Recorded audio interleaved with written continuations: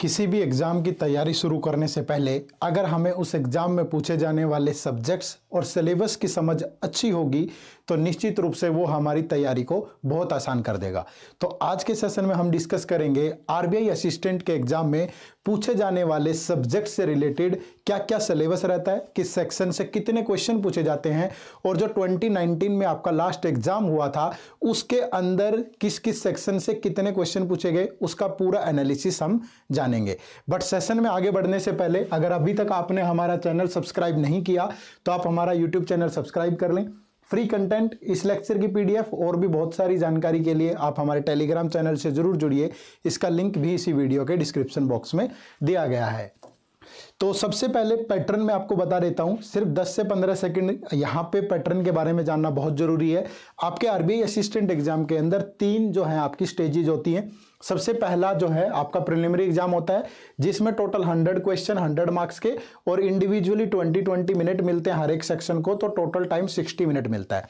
किस सेक्शन से कितने क्वेश्चन पूछे जाते हैं ये आप देख लीजिएगा। उसके बाद प्रिलिमिनरी के बाद ये क्वालिफाई नेचर का होता है, इसके मार्क्स ऐड नहीं होते बट इसकी कट ऑफ बहुत अच्छी जाती है और इसी के आधार पे आपका मेंस एग्जाम के लिए क्वालिफाई किस जो मार्क्स हैं वो चाहिए होते हैं और इसी के आधार पे आप मेंस एग्जाम में बैठ सकते हैं। तो मेंस के अंदर आपके टोटल 200 क्वेश्चन होते हैं 200 मार्क्स के, 135 मिनट मिलते हैं टोटल और इंग्लिश, क्वांट, रीजनिंग, कंप्यूटर और जीए से क्वेश्चन पूछे जाते हैं। ये सेग्रीगेशन आप देख लीजिएगा। उसके बाद जो थर्ड होता है ये लैंग्वेज प्रोफिशिएंसी टेस्ट होता है जो कि मैंडेटरी है, होता क्वालिफाई नेचर का है, मार्क्स ऐड नहीं होते बट क्वालिफाई करना जरूरी है तभी आप आगे बढ़ पाओगे। ठीक है, चलिए तो अब ये जो प्री और मेंस जो मैंने आपको बताया इसमें कहां कहां से क्वेश्चन पूछे जाते हैं, वो कौन से 5 सेक्शन है जिनमें मेन से क्वेश्चन आते हैं, प्री में क्वेश्चन आते हैं। ठीक है, तो मैं पूरा जो प्री और मेंस दोनों को मिला करके पूरा यहां पे क्या कर रहा हूं, आपको सिलेबस बता रहा हूं। इन्हीं टॉपिक से चीजें पूछी जाती हैं और फिर इसके बाद में आपको बताऊंगा कि 2019 का जो एग्जाम हुआ था उसका जो एनालिसिस है प्री और मेंस का, इससे आपको ये आइडिया आ जाएगा कि कौन से टॉपिक प्री में इंपॉर्टेंट है और कौन से टॉपिक मेंस में ज्यादा इंपॉर्टेंट है। ठीक है, तो चलिए स्टार्ट कर लेते हैं। तो ये 5 सेक्शन क्वांट, रीजनिंग, इंग्लिश, जीए और कंप्यूटर नॉलेज जिनसे आपके एग्जाम में क्वेश्चन आते हैं। तो क्वांट में अगर स्टार्ट करें तो simplification and approximation, pre as well as mains दोनों में से चीजें पूछी जाती हैं। तो 5 क्वेश्चन यहां से आपको पक्का देखने को मिलेंगे। अगर मैं 2019 प्री की बात करूं तो 15 क्वेश्चन थे इस सेक्शन से और इसीलिए जो कट ऑफ है वो मैक्सिमम 96 कट ऑफ पे भी हम बहुत जल्दी एक वीडियो लेकर के आएंगे। तो इतनी कट ऑफ चली गई थी तो आप सोच सकते हैं उसका कारण क्या था, क्योंकि पेपर आसान था और सिंप्लीफिकेशन वगैरह से ज्यादा क्वेश्चन पूछे गए थे। तो 15 क्वेश्चन प्री में पूछे गए। आप सोचिए कितना इंपॉर्टेंट होगा आपके लिए।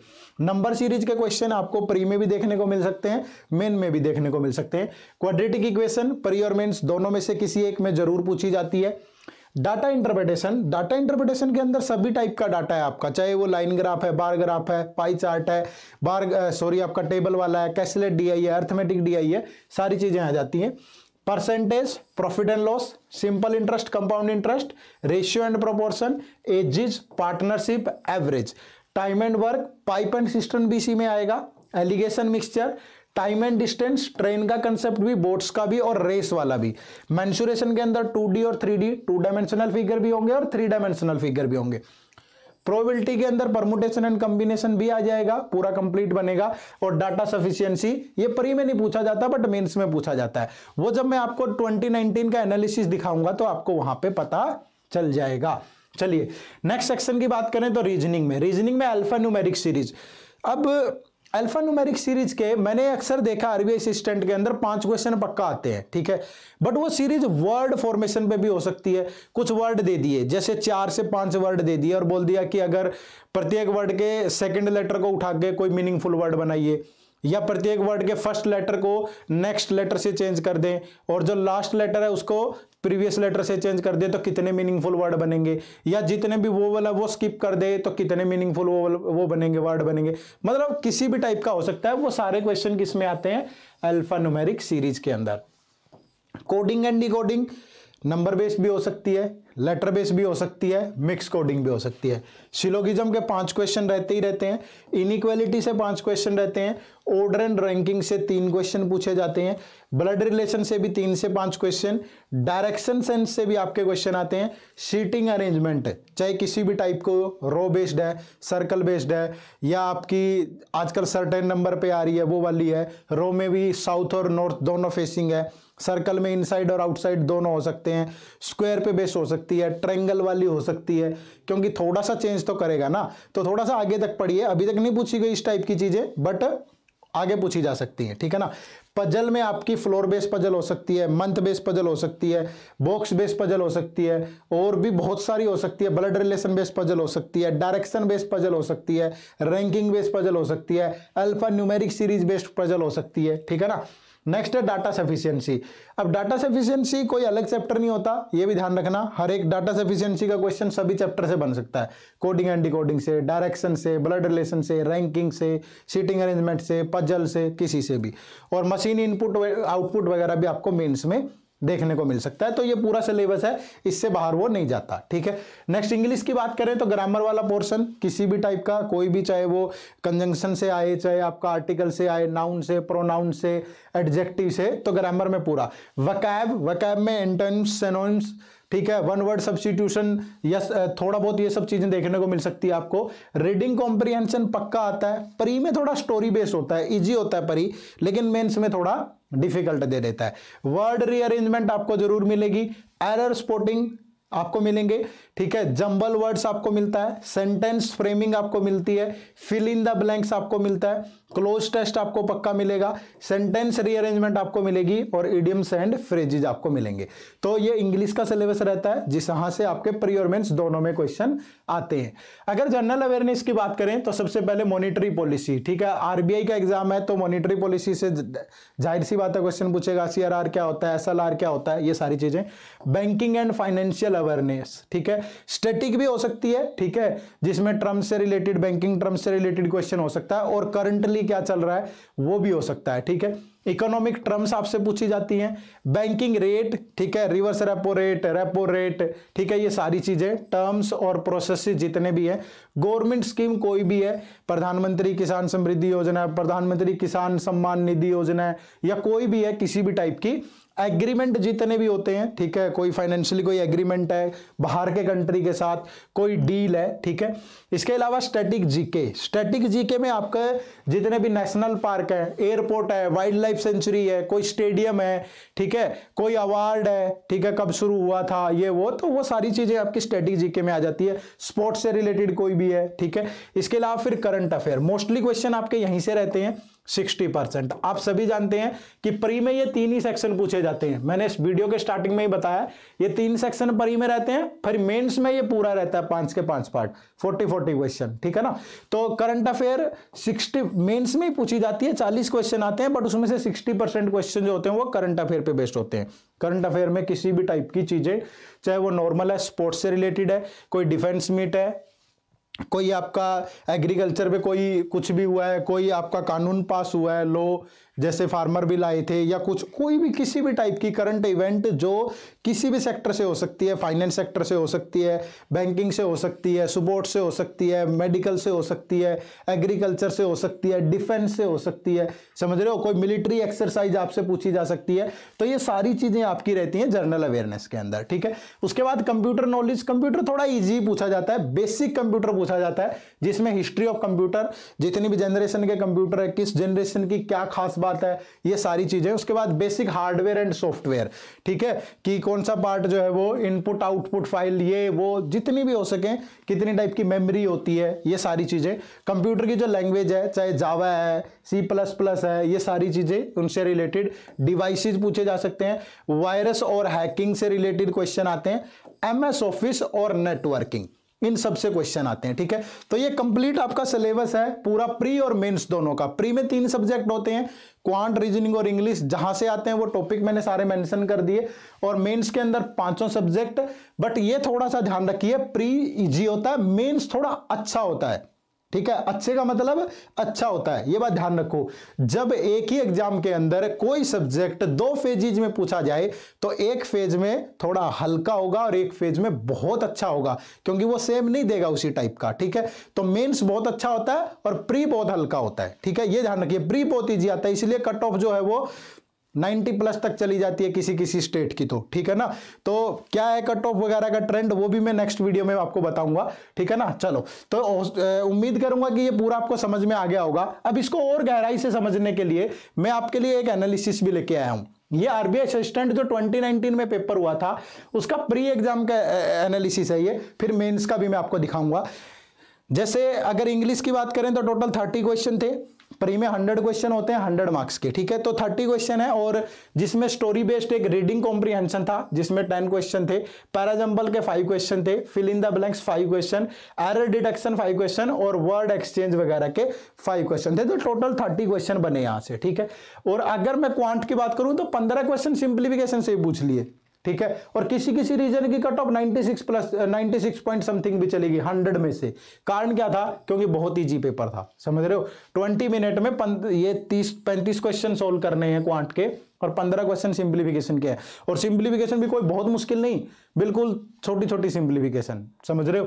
तो रॉन्ग नंबर सीरीज के 5 क्वेश्चन थे, डाटा इंटरप्रिटेशन 5 था, और अर्थमेटिक के 10 क्वेश्चन। तो ये टोटल 35 हो गया आपके। ठीक है, रीजनिंग की बात करें तो सीटिंग अरेंजमेंट से 10 क्वेश्चन थे, एक सर्कल पे बेस्ड थी और एक रो पे बेस्ड थी, और 2 आपकी पजल थी, एक मंथ पे बेस्ड थी।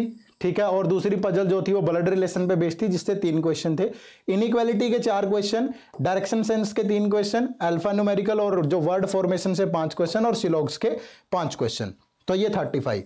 ठीक है, कुल मिलाकर अगर मैं बोलूं तो ये एग्जाम बहुत इजी था, तीनों के तीनों सेक्शन बहुत इजी, पर ये आपका बहुत इजी आता है। ठीक है, और उसी हिसाब से आपको तैयारी करनी चाहिए।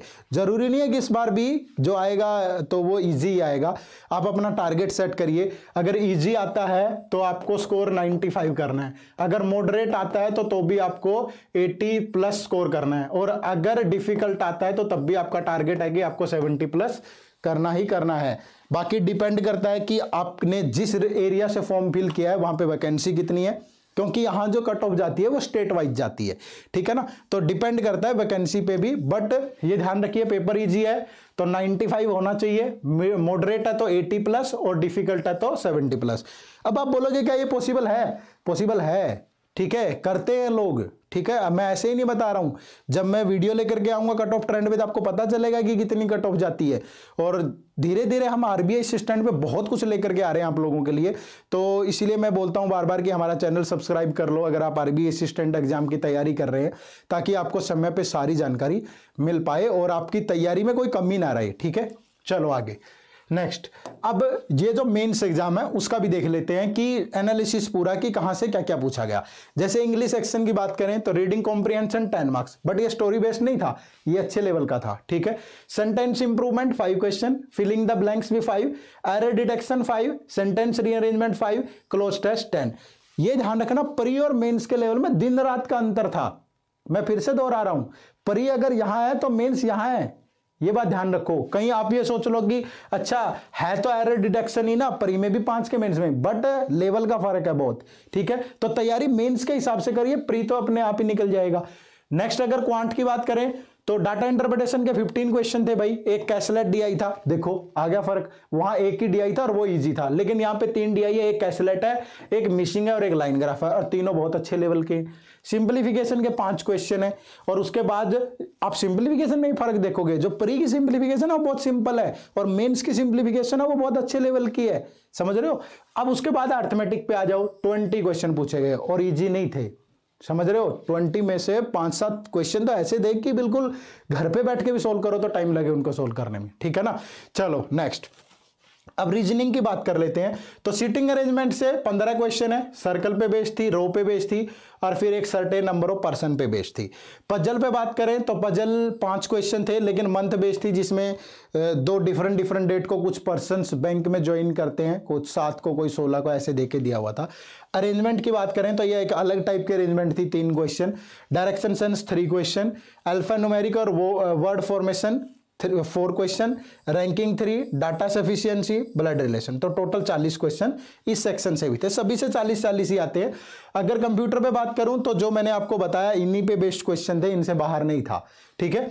अगर जीए की बात करें तो फिर से मैं कहा कि करंट अफेयर ही है जो 60% आपकी आती है, बाकी static GK, government scheme, banking, economic, financial, monetary policy, इन सबसे एक एक दो क्वेश्चन सबसे रहते हैं, ठीक है।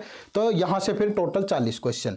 तो ये आपका 2019 मेंस एग्जाम का एनालिसिस है, वो प्री का। दोनों बताने के पीछे कारण क्या था, ताकि जो सिलेबस मैंने आपको बताया उसको भी आप थोड़ा सा, मैंने अलग अलग क्यों नहीं बताया प्री और मेंस का सिलेबस अलग इसलिए नहीं बताया, अगर मैं अर्थमेटिक में कुछ टॉपिक ऐसे बता देता कि ये टॉपिक पढ़ लो, लेकिन आ जाते हैं ना, जरूरी नहीं है कि पिछली बार जिन टॉपिक से क्वेश्चन पूछा गया वो इस बार पूछा जाए, या पिछली बार जिनसे नहीं पूछा गया वो उस टॉपिक से इस बार क्वेश्चन आए, ऐसा जरूरी नहीं है। तो टॉपिक आपको सारे तैयार करने हैं, बट तैयारी करिए मेंस के हिसाब से। तो अगर मेंस के हिसाब से तैयारी करोगे तो प्री तो अपने आप ही कवर हो जाएगा उसके अंदर, क्योंकि जो 5 सेक्शन आपको तैयार करने हैं इन्हीं में से 3 सेक्शन आपके प्री में आने हैं, ठीक है। तो तैयारी अच्छे लेवल की करो, प्री अपने आप निकल जाएगा, ठीक है। चलिए, और ये थोड़ा सा ध्यान रखिए लेवल का, ठीक है।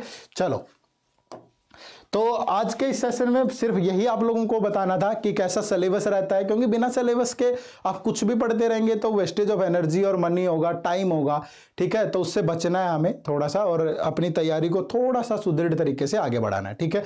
तो आरबीआई असिस्टेंट एग्जाम के रिगार्डिंग अगली वीडियो आपको किस टॉपिक पे चाहिए, आप क्या जानना चाहते हैं हमसे, ये कमेंट सेक्शन में जरूर बताइएगा। और आपकी कोई भी क्वेरी है तो आप हमें hello@edutech.co.in पे कभी भी 24/7 मेल कर सकते हैं। तो मिलते हैं नेक्स्ट सेशन में इसी जोश और उत्साह के साथ। आप सभी का बहुत बहुत शुक्रिया। Thank you very much. जय हिंद, जय भारत।